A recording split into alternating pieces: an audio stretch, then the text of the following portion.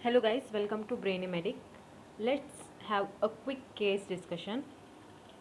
So let's begin. 30-year-old female who underwent renal transplantation is now on immunosuppressants. Now she develops multiple bilateral masses in her breast, which is rubbery and moves easily with touch. It's painless and breast looks asymmetrical. These are the findings. We can see that the mass is well demarcated. On mammography you can see some areas of calcification, and here you can see that this is the mass, so it is well demarcated from the rest of the fat. This is breast fat and this is the mass.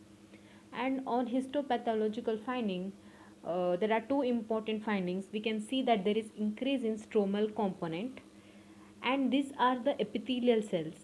So here epithelial cells is surrounding the stroma, and here it is compressed by the stroma. And one more hint is that since she was on immunosuppressants, it may be because of some drug. And the diagnosis here is fibroadenoma. When I say fibroadenoma, it is a tumor which is benign in nature. It is also called as breast mouse because it is easily movable. The name fibroadenoma, fibro indicates the stromal component, adenoma indicates glandular epithelial cells. So fibroadenoma is made up of stromal cells and glandular epithelial cells. It has both stromal and epithelial component.